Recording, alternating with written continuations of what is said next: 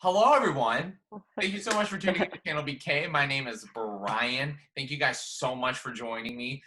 Yeah, this is finally the relaunch that I've been wanting to happen. Don't worry, I'm hoping that after this video comes out, I'll actually put out consistent videos. But welcome to a brand new series. Wasn't necessarily brand new. It used to be another name, but obviously things kind of fell through. But we are here with a show that I think weirdly enough kind of follows the last video that I put up, because I put up a random video following the sad death of Groggs of Injury Reserve. It made me very sad, but I thought that would be a great way to segue into this. So before we start, listen to Injury Reserve. They're amazing. They're incredible. So please go listen to them. That'll be my first suggestion of this video. But welcome to What's on Repeat. Yes, it's a new name for Stuck in My Head. We're going to talk about albums and singles and artists and all this sort of stuff. It's going to be great because it gives me a way to talk about music. But again, I said we're, and you hear someone laughing and you're like, what in the world's going on? In my opinion, someone that I just found and I became a fan of him, and we've been talking now for probably a little over a month, and I've been becoming pretty good friends with this kid, this guy rather, because he's an adult. He's younger than me, but he is an adult. So, Yeah. but welcome, Joshua Kirk. Hi. Hi. What is going on, Josh? Yeah, I'm doing pretty well. I mean, I'm starting a summer college class that I'm taking for the next 6 weeks. It's like studies on gender and sexuality. So that'll be a cool thing. You know, you guys probably watched his reviews and you're like, oh, like what does he do in his off time? He's doing some crazy learning at school. That's awesome. That's really awesome. Yeah, which is good because it keeps me busy. Yeah. Since we're pretty much both gonna be stuck at home until the pandemic is over. I know. I'm only allowed to go out when I have to go to work. I know. I feel the pain. But yes, welcome, Josh.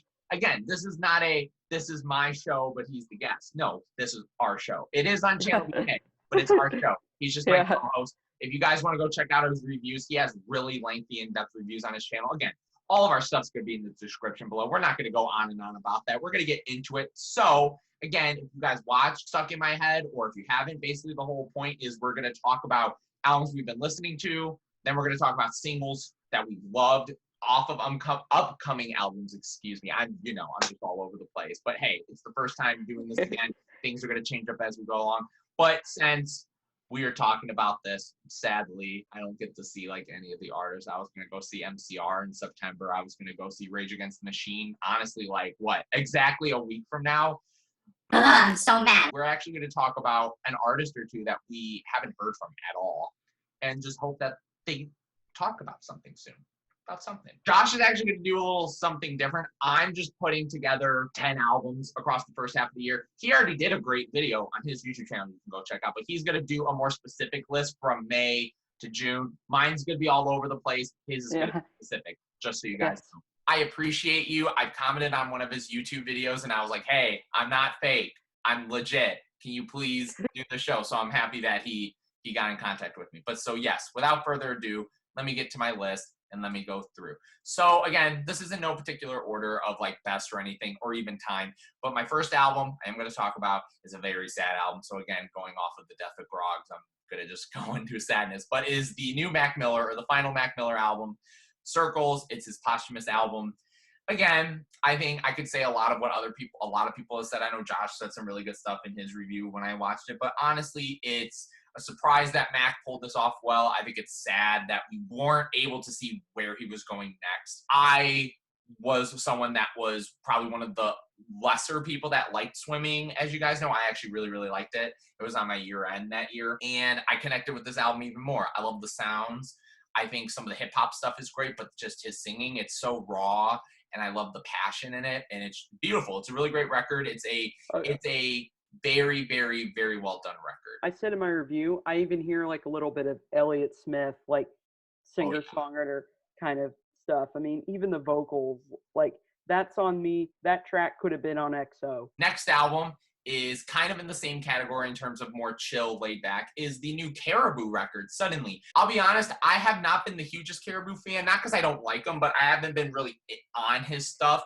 But when I listen to his new album, it's not an album that like hits you in the face. Like, it's not one of those ones where you're like, man, it's very chill. It's not an album that smacks you in the face. It's definitely something where you kind of have to go in listening to it like, it's just going to be lighter. But it sounds great. I love the production. Again, it's a very kind of spacious vibe. I really enjoyed it. And again, it's a very peaceful sort of record in that electronic singer-songwriter style. But I really liked it. Really great record. Now, to go on the other side of the camp, we go to heavy metal with Code Orange's Underneath. Now, suddenly doesn't smack you in the face. This shit smacked me in the face. This record was nasty. Like, this record was insane. I was a fan of Code Orange since their last record. That was when I got into them. It's awesome. Like, I really think what they're doing is very interesting and unique. And I think their last record I didn't feel like it was boring, but I felt like their last record was kind of a typical kind of heavy metal aesthetic. Whereas here, they do a lot of interesting experimentation, and I love some of the kind of synthy stuff they do on some of the tracks. I really, really liked it. And I think the vocal delivery and all that was just killer. It was awesome. Yeah, I mean, this is very Nine Inch Nails. Oh, like, yeah, for sure. In terms of the industrial influences, for sure, which For that is very much a compliment. No, I love this record. It's great. Yeah. Again, to another hard-hitting record, we got Run the Jewels 4, Run the Jewels. To be honest, I'm just going to say this. It slaps. Banger after banger. I could talk about this album for 10 years. So I'm not. I'm just going to say it is how good as everyone else has been saying it. So just go freaking listen to it. Next, we got the new Abnormal by The Strokes. Again, The Strokes is kind of a band that I've liked, and then I haven't liked, and I've liked, and, you know, I'm a big fan of Julian Casablancas, and I've loved his stuff with The Voids, and I've loved his sort of solo features. Like, I know he was on the newest Daft Punk record, and by new, that was 7 years ago. But I really like this record. I like the singles leading up to it. I think it's a really interesting mix of old school Strokes mixed with kind of newer, kind of spacier, more experimental stuff. Definitely an album that it's like their longest record, and it's 9 songs, but I think the majority of this album is really great. I think it's really, really good. Speaking of majority of an album that I love, the new Perfume Genius set my heart on fire immediately. My queen, Mike Hadrius, my God, he is on a streak. I agree with someone like The Needle Drop. I think his first album, even though I like some of the songs on it, I do think it's a little too lo-fi for me. But then every single album since has been incredible. Like, he's done so many different things, so many styles. This record, it's amazing. And like, it feels like this is such a wide-ranging record. We hear stuff like from Put Your Back Into It. We hear stuff from Too Bright. Too Bright. That's what it is. His last record, No Shape, was again another great record. Similar, you know, sonic direction kind of continues on that record. Some of the sonic stuff from No Shape, it's kind of further extended on here. Yeah. But it actually covers even more ground than its predecessor. Yeah, I really like it. This record is there's a lot of subtle stuff on it, but there's also some of the most interesting experimentation Mike has done in his career. Like Describe. It's such a weird song with the grunge guitars, but then the balls for him to have like a 2-minute outro on it that's just this spate. It's crazy. Anyways, moving on from that. I could talk about that record all day. Moving on. Punisher, Phoebe Bridgers. I know my pal Josh is going to probably talk a little bit about this record too, but I'll keep it simple and say she was someone I've always heard of. I haven't listened to her music just because I haven't had time. I listened to this record. It was one of the most emotional things I've heard in a long time. I think her voice is so vulnerable and raw, and I think the instrumentation at some points is very simple, but it does enough to where you feel the vibe of the track, and love it. Anyways, now we get to, and I know I'm going to butcher her name, Rina Sawayama. Oh, I got it right. Her debut album, easily top, maybe pop album of the year. I was not ready for how fun, experimental, and just loud this record was. Like, the songwriting is incredible. I think I'm thinking of Like the Boys, I'm thinking of that song. I like that song. That song's a bop. But yeah, it's fun. It's dark, but it's also really well put together. I really, really like this. We also have the return of my next record, the return of Jeff Rosenstock, who I love, if you guys know me well. Same. Love Jeff too. Yes. Yeah. No Dream. This record is chaotic. I think this is some of the best stuff he's put out. I think it's so chaotic.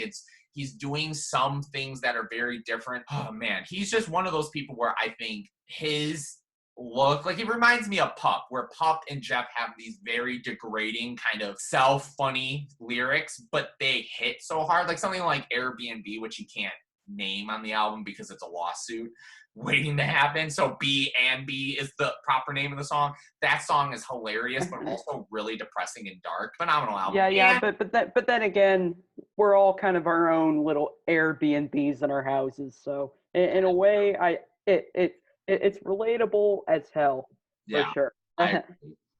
And then the final record on my list from the top 10 is a record that's very divisive, but personally, I think it's because I'm a little bit of a stan of this person, but also I think it's a great record. And that's 3:15:20 by Childish Gambino. I think there are parts to it that are a little like meh, but I think for the most part, I love the beats. It's funky. I think the mix of rap and singing and kind of what he's doing experimentally and his songwriting on it, I think is very unique. And I think it definitely is the most boldest thing he's done in his career. Those are 10 records I've loved in the first half of the year. That's mine. So Joshua, you have less than mine. You go from May to June. So please, if you guys haven't checked, check his other albums that he's like from the year. But now from May to June, what do you have for us? Which it should. So yeah, well, I'm gonna kick things off with a bit of a contemporary alternative country record. Yeah, it's Lamentations by American Aquarium. If you go to Spectrum Pulse's like best albums of the year so far, he put this one in the top 10, and you'll kind of see why people like him and me are really into it. Like, yeah, it's like very beautiful. It's like a very heartbreaking record because the best country ballads are kind of the weepers, but then it's also like sonically pretty versatile record. I mean, there's like some country moments, but then there's also like some soul leaning kind of moments here, and also it definitely is quite political. They're definitely comparable to like Drive-By Truckers and how they go in deep about their commentary on like the American South. Just a perfect example of this year, in my opinion, has had a lot of really strong country records, and this is one of them. My favorite track off it would have to be 6 Years Come September, which definitely is really good, kind of sad Americana ballad. Next album I want to say is like one that probably everyone's raving about right now, and it's How I'm Feeling Now by Charli Xcx. Very good album. Easily her best record, in my opinion. I feel like what she did very well on Charli, the balance of, being kind of weird and sort of futuristic pop, but at the same time having hooks that'll just get stuck in your head. She just like did it even better on How I'm Feeling Now, which I know is quite funny given that this was an album that Charli didn't even intend to make this record. And then COVID happened. And she like went on social media and said, hey guys, I want to make an album and stuff like that. And hopefully it'll inspire you. And so she literally spent like March all the way up to beginning of May, just like relentlessly writing and recording and stuff. And surprisingly, it resulted in an album that I think, though it has some very relatable emotions to it, it also has great production. I mean, Dylan Brady from 100 Gex actually handles production on majority of the tracks. And you can freaking tell. Yeah, and also my favorite track on the record easily, C 2.0. It's like Click is like this very braggadocious kind of it's a sexy song. Then with this song, she's like reflecting on missing those people she's referring to in the original Click. Really nice kind of, it's a sadder spin on Click, essentially. Next record is a bit of an underground hip-hop album that surprisingly seems to be getting a lot of hype right now, and it's Descendants of Cain from Ka, Brownsville rapper. The thing with Ka is he's always filtered pretty dark stories about his own life through like different stories or like history or something. He did like on Honor Killed the Samurai from 2016, he did The Samurai. Then on his record as Hermit and the Recluse, he did Greek mythology on Orpheus versus the Sirens.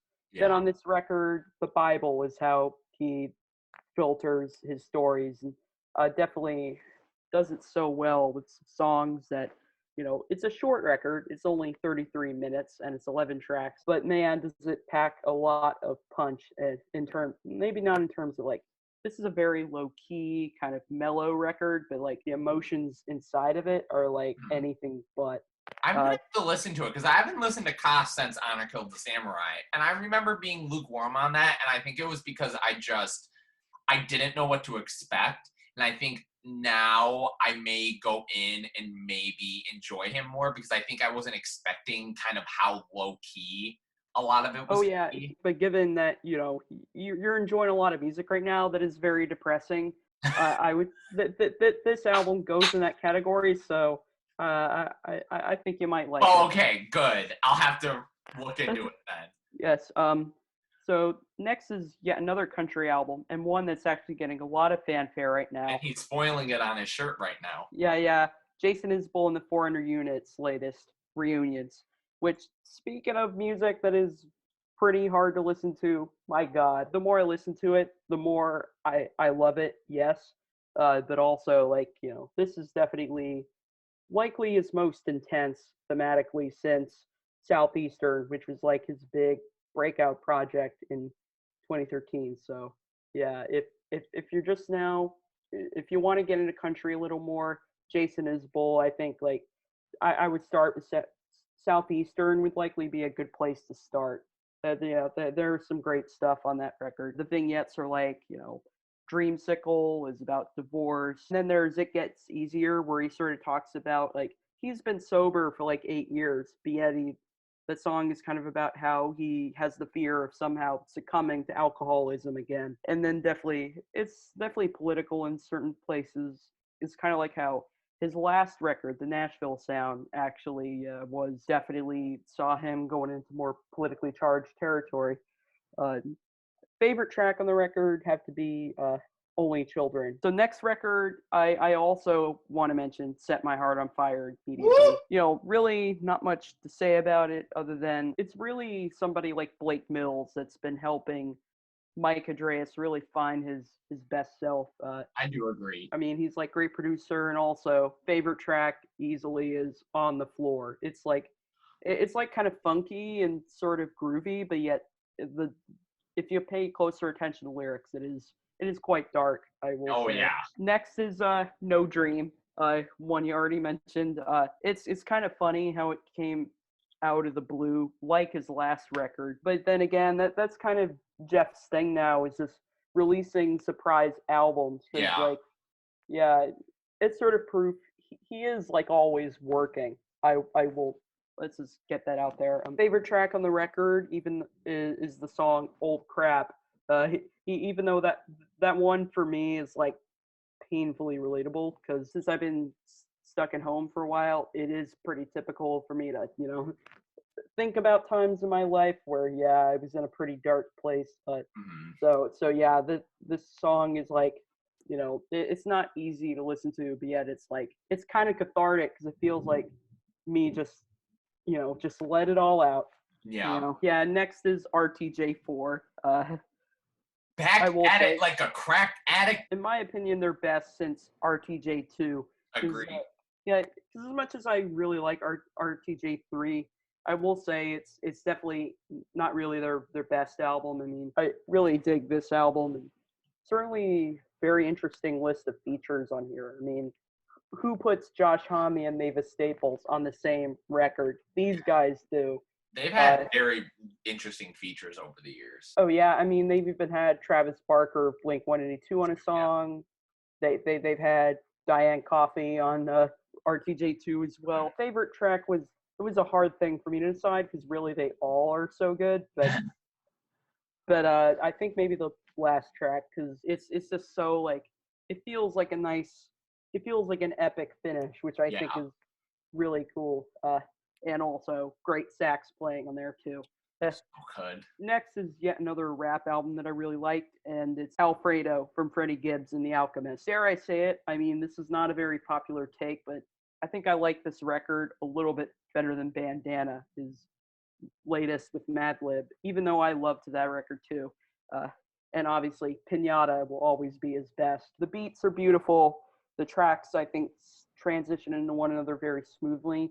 It sort of feels like I'm watching a modernized take on like some sort of like crime drama or something like that. It likely wouldn't surprise you. Favorite track on this record is the one with Tyler on it. Yeah, Nothing to rap about. that is a good song. Next is another underground hip hop album, and it's from Hip hop after hip hop after hip hop. Okay, Jack. yeah. It was like June was like a really strong month for like hip hop. Billy Woods and Elucid, aka Arm & Hammer, their latest record, Shrines. I was not expecting this, but I think at the moment this is my favorite Arm & Hammer record.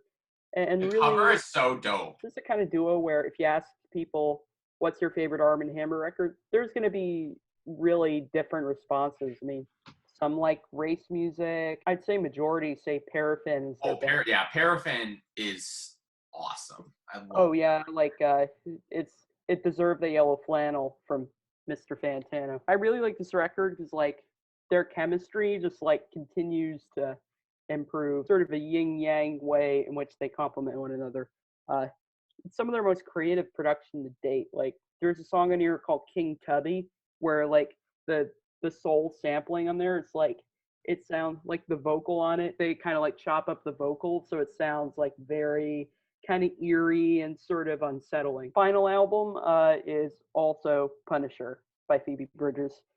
It's like this is one I was super stoked for because like honestly I'm one of those people who feels like Phoebe, with each and every project she's done, has managed to get better. Whether it's her collab with Connor Oberst, Better Oblivion Community Center, or actually, I will say, really digging the Boy Genius stuff she did too with Julian Baker and Lucy Dacus. There's pretty much no denying Punisher is her best album.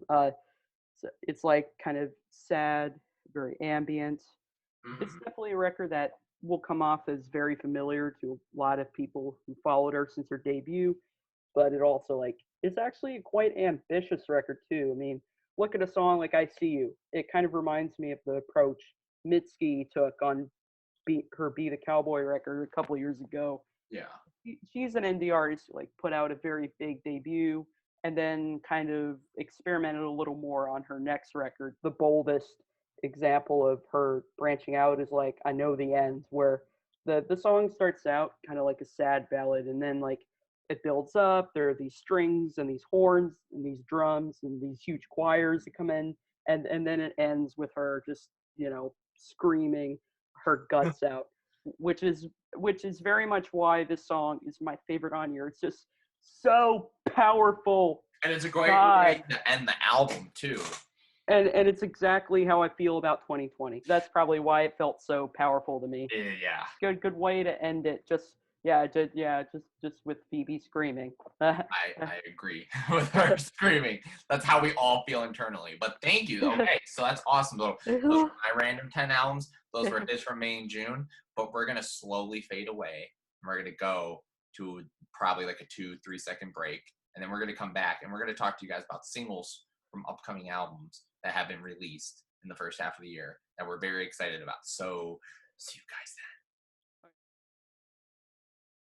Welcome back, everyone. I hope you guys enjoyed the first half of this. Now we are going to get to stuff we want now, but stuff that we have to listen to now. So I'm going to actually leave it up to Josh. Josh is going to start this, and he is going to go through his first single from an album that's coming out soon, or at least we know about it coming out, and he's going to just talk to us really quick about what he likes about it, and yeah, and we're going to go back and forth. It's going to be fun. So my first single is, as I was just telling you, Brian, I have one of the latest singles from Bright Eyes, and it's One and Done. It's teasing for a record called Down in the Weeds, Where the World Once Was.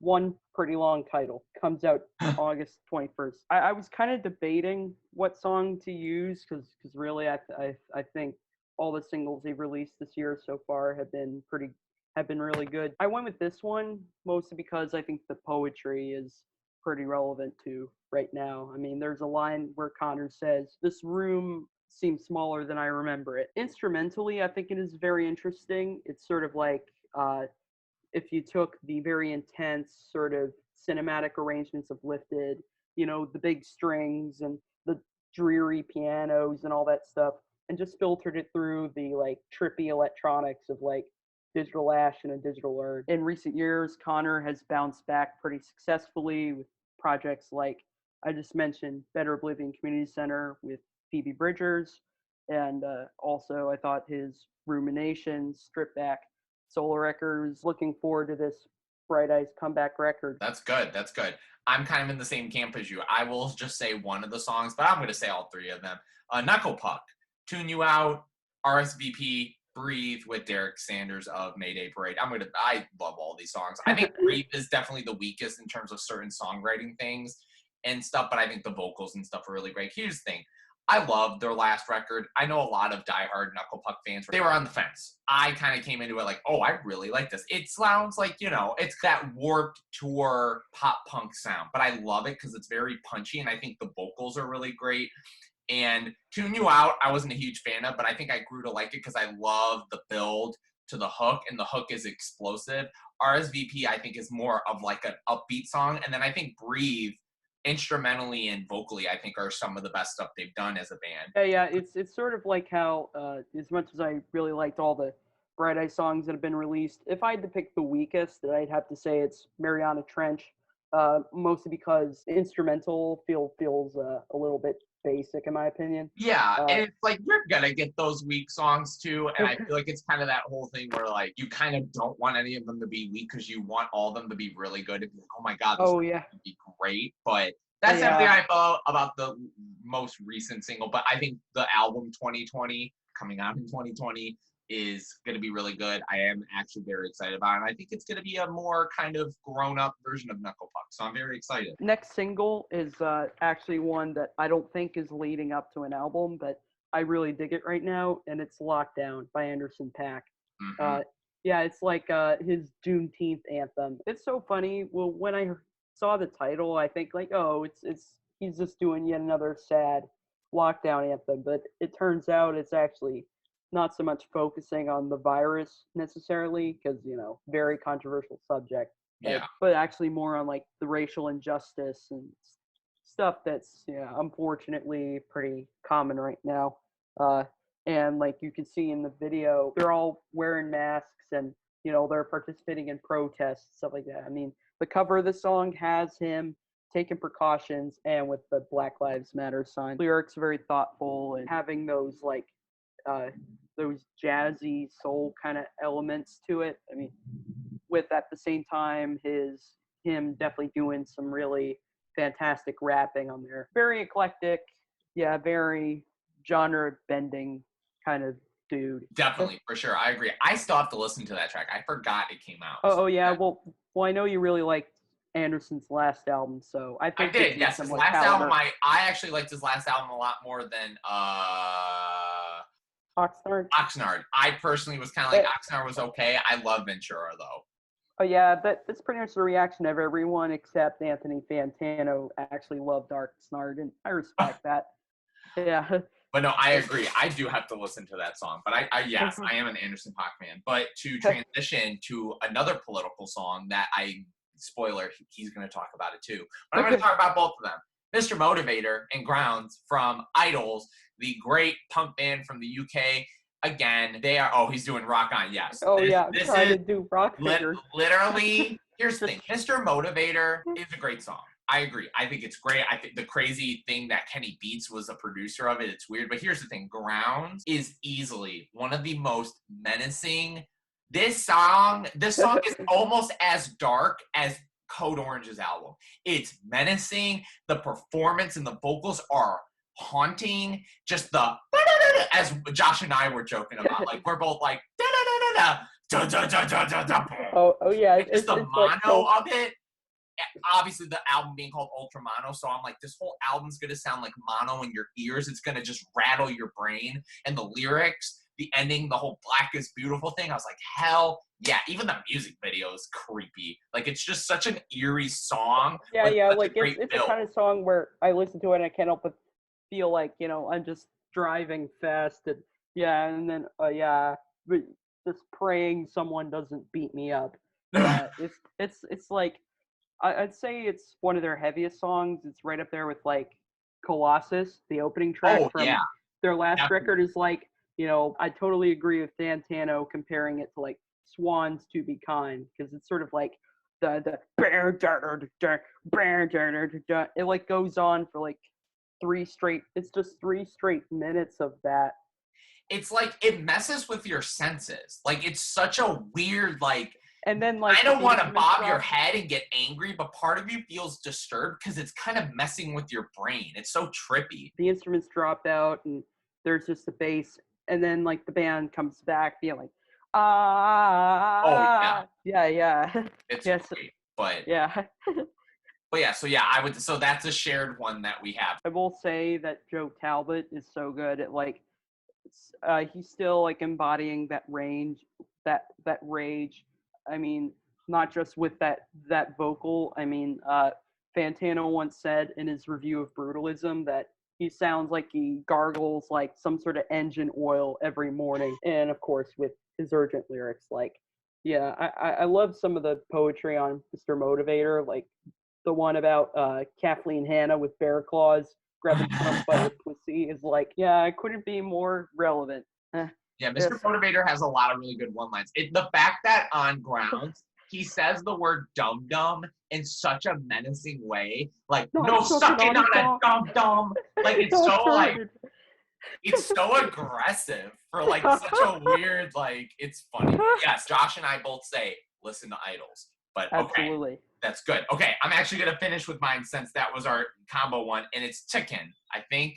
Tikin, I guess that's how you say it. You know, Rosalia, Travis Scott. Do I think this is going to lead to an album? I don't know. I feel like it might because I know she's been doing songs this past year. I think one or two more. But here's the thing. She's actually been working with Travis quite a bit, actually. I think because she's friends with Kylie, which is funny. Yeah. That's how she probably met Travis. Here's the thing. Travis Scott's one of those guys where when I like him, I like him. When I don't like him, he's just like, eh. And I actually think he's kind of impressive on the song. I think he fits with the darkness and kind of the swagger, because I think that's Rosalia too on the song. Like it's dark and she's like thugging, but she's also like braggadocious. Like in the beat, the song is like under 3 minutes long, and like Anthony said, it feels like it's 5. Like there's so many things that happen in it. It's so crazy. But I love the beat.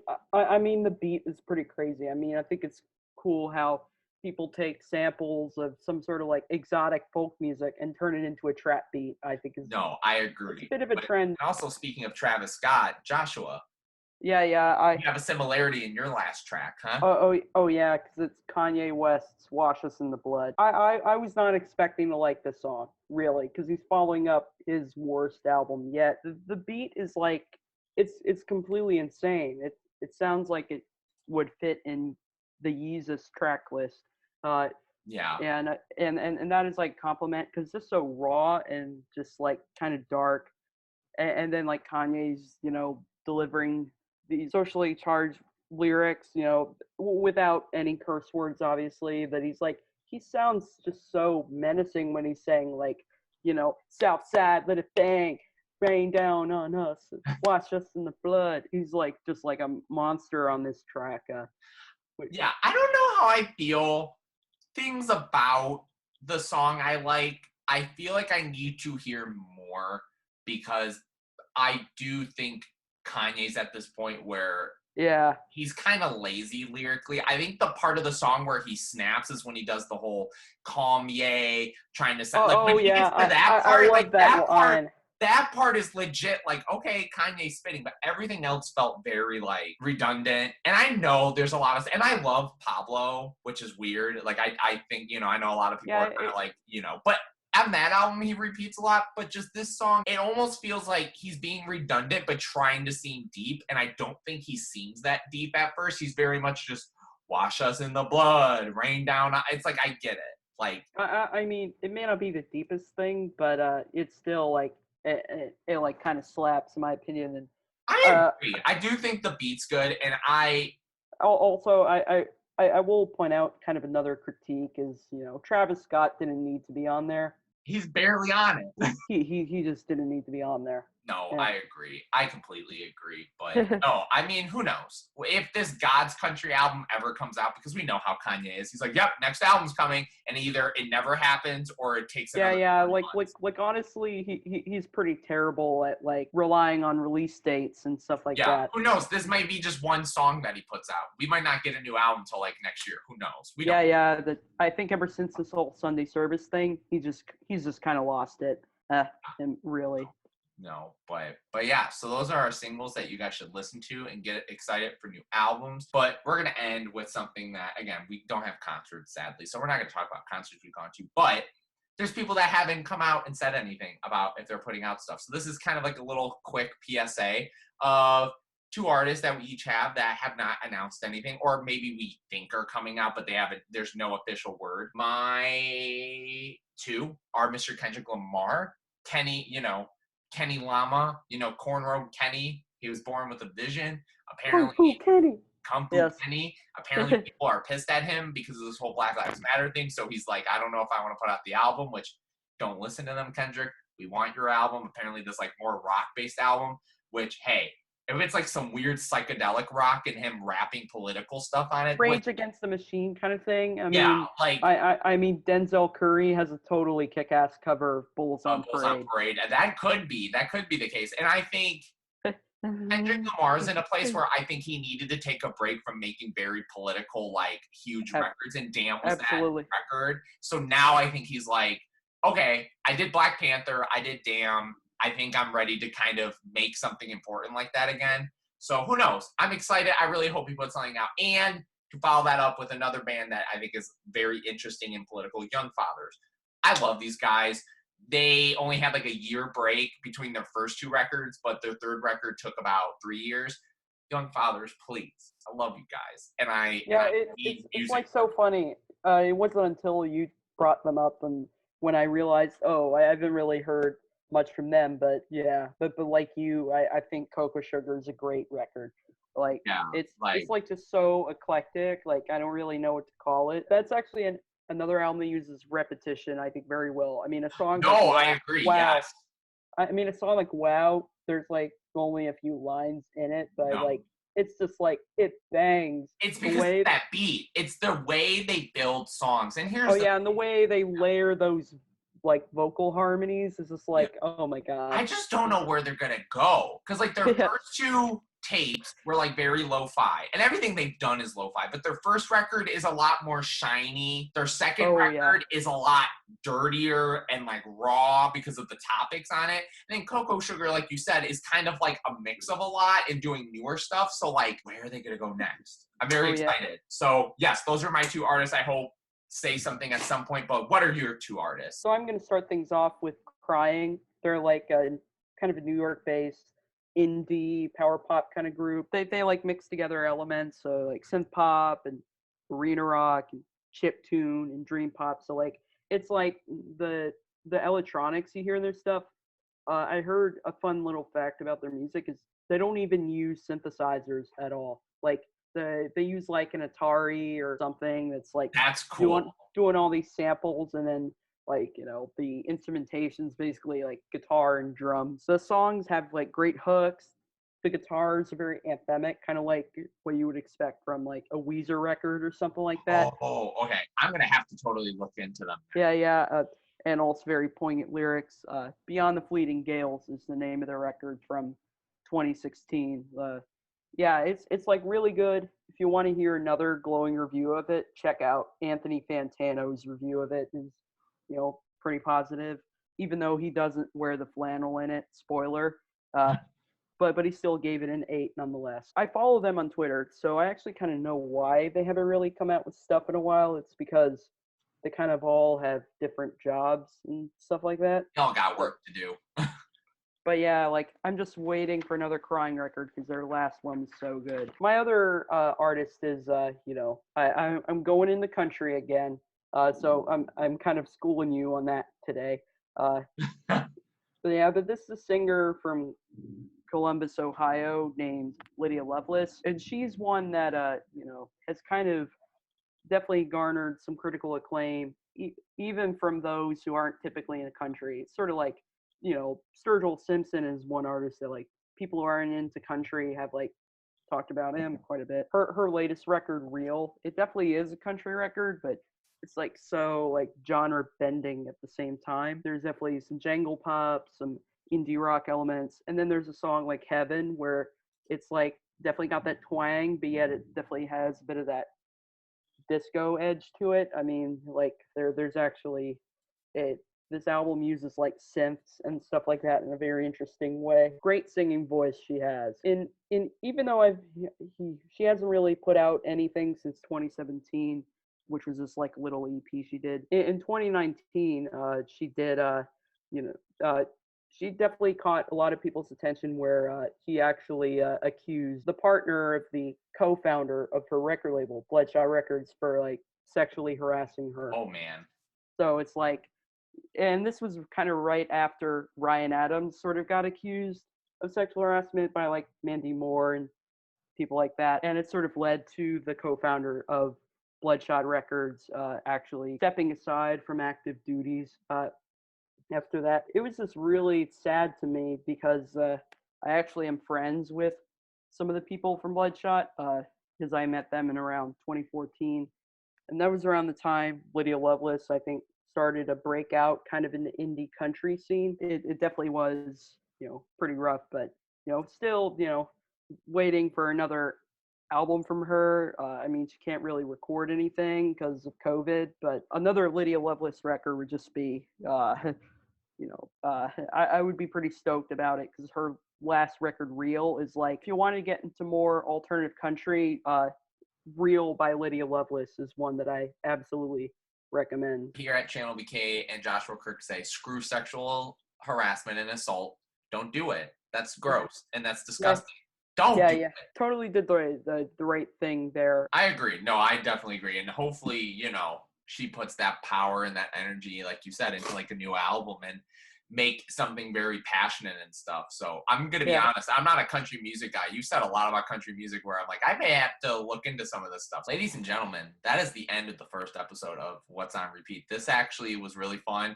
I'm glad to be doing this again. Yeah. I hope you guys had fun watching it. Hopefully you listened to all the stuff we talked about, or if you actually listened to it, please comment below about what you guys think on it. Joshua, thank you so much for being my co-host. Oh, yeah, I appreciate you. I appreciate you having me. This was a blast, I think.